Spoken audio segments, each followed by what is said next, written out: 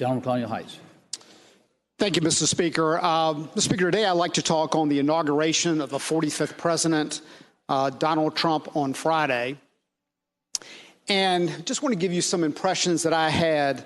First of all, as I've said many times, one of my goals as a government teacher, didn't always do a very good job of it, but I had a real passion for my students to understand what an incredibly unique representative democracy this was. If they left with nothing else, it was hopefully a little inspiration about not only our history, but our greatness. And I thought of that on Friday when we saw one of the things I think is one of the greatest things we do, and that's the transition of power. And I'd be less than candid if I didn't say I was disappointed the 67 Democrat congressmen did not attend. And I was probably even more disappointed with some of the violent protests that I saw, that I thought was bad for the country, and frankly probably kept some of those good folks from various parts of the country from attending. But I don't want to be negative. I think there's some great stories. Congressman Bobby Scott inviting conservative talk show radio host John Frederick to sit with him at the inauguration. And I was reflecting on a speech that Delegate Price, the gentlewoman from Newport News, gave last week. I think we all need to look at other people's perspectives, and it really took to heart when she said that for her, her grandmother, and I think for so many others, what President Obama's presidency meant. And I thought that was very well said. And so having said that, I think it's crucial whether you did or did not support President Trump, and I did support him, that he's our president.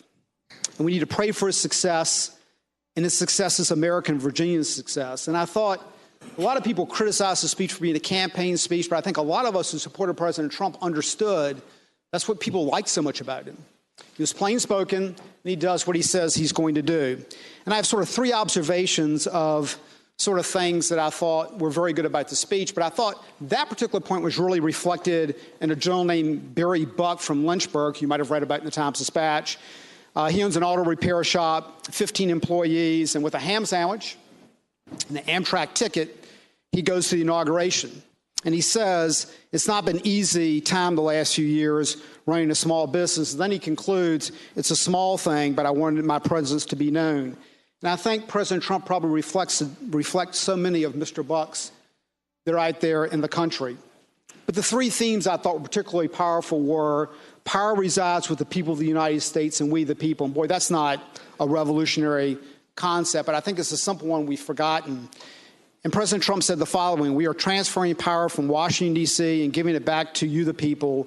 He second said, at the center of this movement is a crucial conviction that a nation exists to serve its citizens.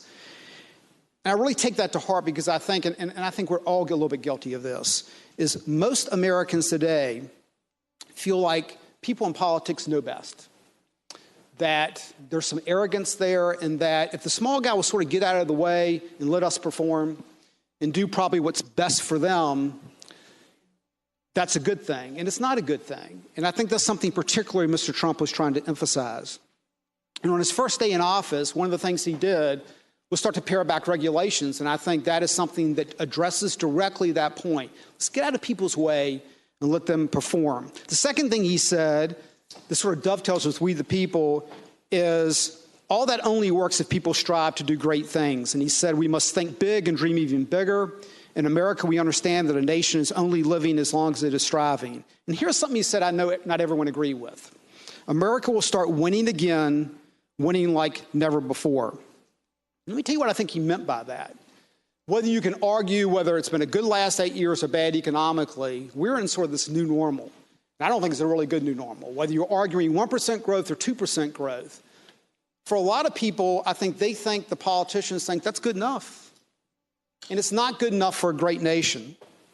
And I've always taken the attitude that the only thing I ever learned from losing was I wanted to win even more. And I think we've gotten so in America that instead of having the winning attitude, winning for our families and winning for this nation, basically we become where the participation trophy is more important than winning. And then finally, I think number three, and this is a tough part of the speech, but a part that I think we all should take to heart. He said, we will no longer accept politicians who are all talk and no action, constantly complaining but never do anything about it. The time for empty talk is over. And I think for all of us, we need to really reflect on that. That's what people expect. The debates are great, but they expect us to try to solve these problems.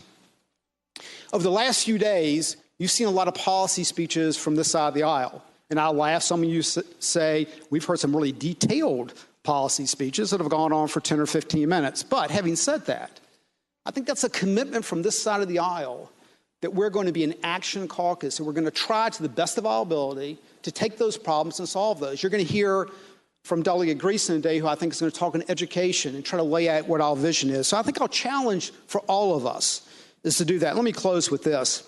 He said, when you open your heart to patriotism, there's no room for prejudice. The Bible tells us how good and pleasant it is when God's people live together in unity. One of the things I enjoy most about this General Assembly is the Speaker's Bible study. And it is Democrats, Republicans, legislators, judges, aides, all coming together. And I think we try to do two or three things. First of all, I think we understand, boy, our wisdom is incomplete. So we pray for wisdom. And this year he's doing Joshua, which I thought was particularly important because he's doing leadership. If you think of Joshua, how would you like to be Joshua? You get to follow Moses. That's not the easiest thing in the world. But Joshua had some pretty bold action plans that God wanted him to do. And I think he accomplished those beautifully and really gave us, I think, an example of what true leadership is. So let's use that example to guide us over the next 33 days. Thank you, Mr. Speaker.